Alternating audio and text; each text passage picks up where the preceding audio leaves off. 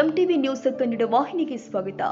ವನದ ಹುಣ್ಣಿಮೆ ಅಂಗವಾಗಿ ಯಲ್ಲಮ್ಮನ ಗುಡ್ಡದಲ್ಲಿ 13ರಂದು ಬೃಹತ್ ಜಾತ್ರೆ ನಡೆಯಲಿದ್ದು 7 ಕೊಳ್ಳದ ನಾಡಲ್ಲಿ ಸಂಭ್ರಮ ಮನೆ ಮಾಡಿದೆ. ಯಲ್ಲಮ್ಮ ದೇವಸ್ಥಾನ ಅಭಿವೃದ್ಧಿ ಪ್ರಾಧಿಕಾರ ರಚನೆಯಾದ ನಂತರ ಜರುಗುತ್ತಿರುವ ಮೊದಲ ಜಾತ್ರೆ ಇದಾಗಿದೆ.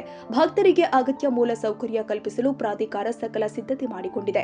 ಸವದತ್ತಿ ಯಲ್ಲಮ್ಮನ ಕ್ಷೇತ್ರದಲ್ಲಿ ವನದ ಹುಣ್ಣಿಮೆ ಆಚರಣೆಗೆ ಜಿಲ್ಲಾಡಳಿತ ವತಿಯಿಂದ ಸಕಲ ಸಿದ್ಧತೆ ಮಾಡಿಕೊಳ್ಳಲಾಗಿದೆ ಎಂದು ಜಿಲ್ಲಾಧಿಕಾರಿ ಮೊಹಮ್ಮದ್ ರೋಷನ್ ಹೇಳಿದ್ದಾರೆ. ವನದ ಹುಣ್ಣಿಮೆಯಂದು ಯಲ್ಲಮ್ಮನ ಗುಡ್ಡಕ್ಕೆ ಸಾವಿರಾರು ಸಂಖ್ಯೆಯಲ್ಲಿ ಭಕ್ತರು ದೇವಿ ದರ್ಶನಕ್ಕೆ ಬರ್ತಾರೆ. ಅವರಿಗೆ ಯಾವುದೇ ರೀತಿಯ ತೊಂದರೆಯಾಗದಂತೆ ಕ್ರಮ ವಹಿಸಲಾಗಿದೆ ಎಂದರು. ಮಂಡಳಿ ಹಾಗೂ ರೇಣುಕಾ ಯಲ್ಲಮ್ಮ ದೇವಿ ಪ್ರಾಧಿಕಾರದ ಮುಖಾಂತರ ಇವತ್ತು ಭಾರತ ಹುಣ್ಣಿಮೆ ಜಾತ್ರಾ ಅಂಗವಾಗಿ ಬಹಳ ವ್ಯವಸ್ಥಿತವಾಗಿ ನಾವು ಆಯೋಜನೆ ಮಾಡಿಕೊಂಡಿದ್ವಿ.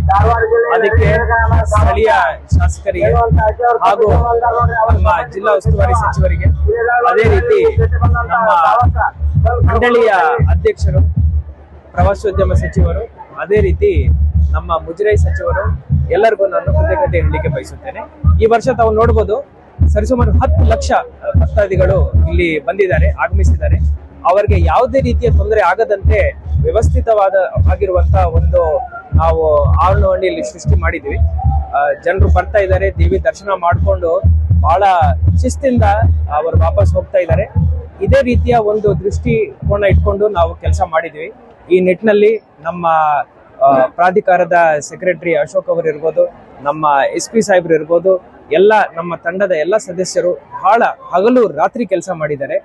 ಹಿಂದಿನ 15 ದಿವಸದಿಂದ ಸರಿಸುಮಾರು 200 ಲೋಡ್ ಅವರು ಕಸವನ್ನು ಇಲ್ಲಿಂದ ಡಿಸ್ಪೋಸ್ ಮಾಡಿದ್ದಾರೆ, ಸೈಂಟಿಫಿಕಲಿ ಡಿಸ್ಪೋಸ್ ಮಾಡಿದ್ದಾರೆ.